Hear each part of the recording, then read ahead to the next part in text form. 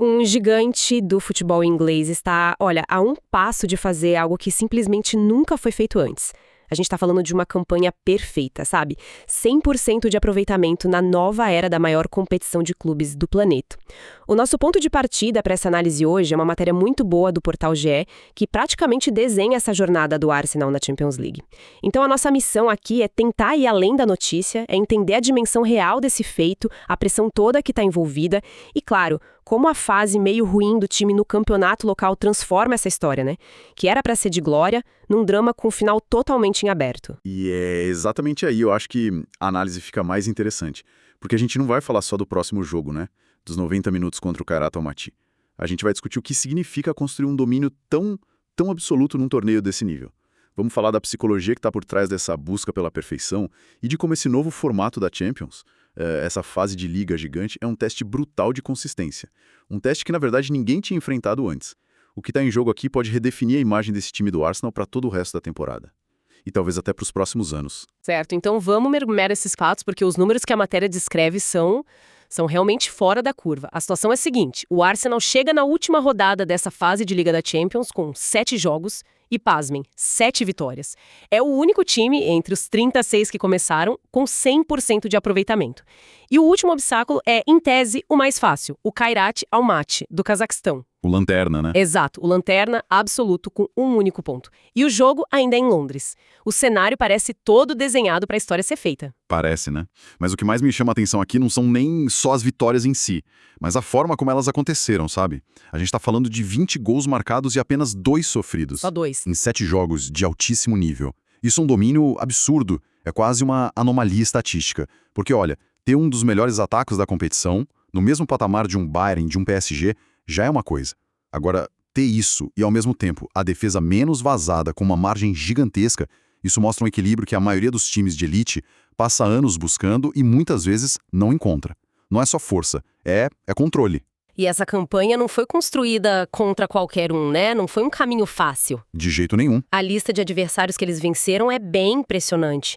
Tem nomes como Atlético Bilbao, Atlético de Madrid e até gigantes, como Bayern de Munique e Inter de Milão. O que essa sequência de vitórias contra times tão pesados diz pra gente sobre o nível de maturidade que esse time do Arsenal atingido? Olha, diz que eles finalmente aprenderam a jogar o jogo europeu. Durante anos, o Arsenal foi visto como um time muito talentoso, mas um pouco ingênuo em competições de mata-mata. Vencer adversários com culturas táticas tão diferentes, sabe? De uma Inter de Milão super organizada a um Atlético de Madrid sempre muito aguerrido, isso mostra uma versatilidade e uma inteligência tática que faltava. Eles não estão só impondo o estilo deles, eles estão sabendo se adaptar e neutralizar os pontos fortes de cada um desses gigantes. E isso, para mim, é o maior sinal de maturidade. E tem um outro dado que a matéria traz, que parece pequeno, mas que talvez revele muito sobre a mentalidade desse time. Eles marcaram o primeiro gol em todas as 7 partidas. Qual é o peso disso? O peso é gigantesco e é mais psicológico do que tático, eu diria. Começar ganhando o tempo todo cria uma aura, uma mística. Do lado do Arsenal, isso reforça a confiança no plano de jogo. Eles entram em campo sabendo que a estratégia para os primeiros 20 minutos funciona. Sim. E do lado do adversário é devastador. Pensa bem, você se prepara a semana inteira para enfrentar um time perfeito e com 15 minutos de jogo você já está atrás no placar. Acabou o plano. Exato. Todo o seu plano vai por água abaixo e você é forçado a jogar o jogo deles. É uma forma de vencer a partida antes mesmo que ela realmente comece. É uma arma mental muito poderosa que o técnico Mikel Arteta parece ter aperfeiçoado. E tudo isso já seria impressionante por si só. Mas o que torna esse momento ainda mais especial é que não se trata só de um recorde do clube, que, aliás, é a primeira vez que eles vencem 7 jogos seguidos em torneios da UEFA. A gente está falando de um recorde inédito para a própria competição por causa do novo formato. Exato. É um ponto super importante de lembrar. Essa Champions League com 36 times numa liga única é um bicho completamente novo. Ela só existe desde a temporada passada. Verdade. No modelo antigo, com os grupos de 4 times, a gente teve 3 equipes que conseguiram 100% de aproveitamento ao longo de décadas. Era raro, mas acontecia. Agora, nesse novo sistema, ninguém jamais conseguiu. O Arsenal pode ser o primeiríssimo. E essa mudança no formato torna o feito ainda mais desafiador, não é? Porque não são mais 6 jogos contra os mesmos 3 adversários. Agora são 8 partidas, cada uma contra um time diferente. Torna muito, mas muito mais desafiador. Pensa assim. Antes, na fase de grupos, Você se preparava para 3 adversários específicos. Você estudava a fundo, jogava em casa e fora contra eles. Era um mini torneio à parte. Entendi. Agora, é quase um campeonato de pontos corridos com 8 adversários diferentes, de níveis e estilos completamente distintos. Cada jogo é contra um time de um pote diferente, como o UEFA chama, o que te força a mudar a estratégia toda semana. Numa rodada você pega um time de elite, na outra um campeão de uma liga menor. Não dá para relaxar ou usar a mesma fórmula, sabe? O desgaste mental e a necessidade de adaptação são brutais. E a matéria lembra de um precedente que mostra o quão difícil é chegar até o fim com essa perfeição. Na temporada passada, logo na estreia do formato, o Liverpool fez uma campanha espetacular, mas tropeçou justamente no último jogo. Exatamente, perderam para o PSV por 3-2 lá na Holanda. E o detalhe que faz toda a diferença é que o PSV ainda estava brigando desesperadamente pela classificação. Ah, claro. Eles entraram em campo com a faca nos dentes, jogando a vida. Isso ilustra perfeitamente um dos maiores clichês do futebol que é super verdadeiro. A motivação do adversário importa. E muito. O que nos leva ao cenário do Arsenal agora. A situação é o completo oposto. O adversário deles, o Kairat, já está eliminado, não briga por absolutamente nada. Isso é uma vantagem clara ou pode ser uma espécie de armadilha? É a pergunta de $1 milhão.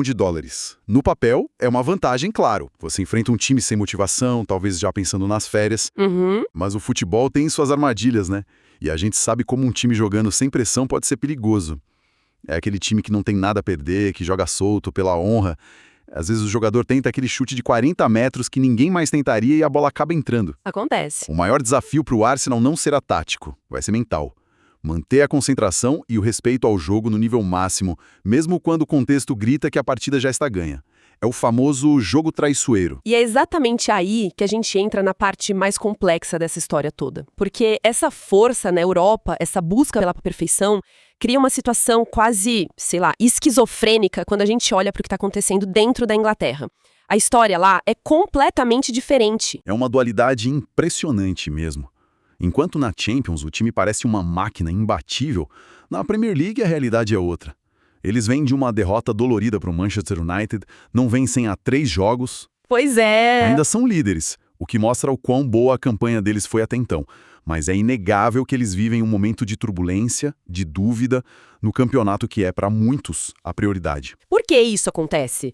Como um time pode ter 2 caras tão distintas em competições diferentes ao mesmo tempo?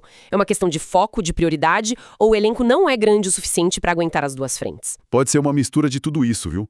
A Premier League é uma maratona. 38 rodadas de altíssima intensidade. É um moedor de carne. Um pequeno deslize, uma lesão, uma queda de confiança, e os adversários te engolem. Não tem margem para erro. Sim. A Champions, por outro lado, tem uma cadência diferente. Os jogos são mais espaçados, o que permite uma recuperação física e, principalmente, um reset mental. Cada jogo é um evento, é uma final. Talvez o estilo de jogo do Arsenal, muito técnico e de controle, se encaixe melhor nesse cenário europeu. Onde o ritmo é um pouco menos frenético. Exato. Um pouco menos frenético do que na Inglaterra. Ou talvez, e essa é uma possibilidade real, o foco em fazer história na Europa tenha inconscientemente tirado um pouco da energia e da concentração necessárias para a batalha semanal da Liga. E como técnico, o Mikel Arteta lida com essa pressão de ter que consertar o rumo em uma competição enquanto tenta selar um recorde histórico em outra. A matéria traz uma citação dele, depois da última derrota, que parece dar uma pista. Sim, e é uma fala que é assim um primor de gestão de crise e psicologia esportiva. Ele disse em resumo: paramos um momento para baixar a temperatura, refletir, e o que saiu disso é simples. Nós merecemos estar onde estamos e vamos aproveitar os próximos 4 meses com muita coragem e convicção de que vamos vencer. O que está por trás dessas palavras é um discurso para a imprensa ou é algo mais profundo para dentro do vestiário? É 100% para dentro do vestiário. A imprensa é só o canal. Percebe a linguagem que ele usa? Ele não fala de tática, não fala de erros. Ele fala de baixar a temperatura, ou seja, controlar as emoções. Certo. Ele fala de reflexão, enquadrando a derrota não como um desastre, mas como uma oportunidade de aprendizado. E aí ele usa as palavras-chave: coragem e convicção. Isso é uma tentativa deliberada de controlar a narrativa interna. Ele está dizendo para os jogadores: ei, a imprensa e os torcedores vão entrar em pânico. Nós, não. A gente sabe o que está fazendo. Exato. Nós sabemos do nosso valor, confiamos no nosso trabalho e não vamos deixar que 3 resultados ruins destruam tudo que a gente construiu. É blindar o grupo da pressão externa antes do jogo mais importante da temporada até agora. Ok. Então vamos amarrar tudo isso. A gente tem um Arsenal à beira de um feito inédito, uma campanha perfeita na nova Champions League, baseada em números que mostram um domínio completo, mas, ao mesmo tempo, essa jornada heróica acontece enquanto o time tropeça em casa, na Premier League, o que gera uma pressão enorme. Exato, e por causa desse contraste, o jogo contra o Kairat Almaty deixa de ser uma mera formalidade para cumprir tabela. Ele se transforma num imenso teste de força mental.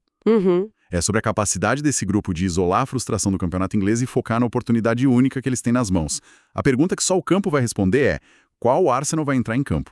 A máquina europeia, confiante e dominante? Ou o time um pouco abalado e pressionado pelos resultados recentes na Inglaterra? E essa, sim, é a grande dor de cabeça de um time que quer ganhar tudo hoje em dia. É quase impossível manter o foco e a energia no máximo em duas frentes tão brutais ao mesmo tempo. A busca do Arsenal pelo recorde de 100% de aproveitamento está aí, detalhada. Mas o que ela realmente significa no grande esquema das coisas? Se eles conseguirem se vencerem o Kairat e fecharem essa fase com 8 vitórias em 8 jogos, o que isso realmente sinaliza para o resto da temporada? Seria a prova definitiva de que este time está finalmente maduro e pronto para conquistar a Europa. Ou, quem sabe, paradoxalmente, o foco intenso nesse feito pode aprofundar o desgaste e acabar custando caro na disputa da Premier League, que é uma maratona ainda mais longa e, para muitos, mais importante. É algo para a gente ficar de olho.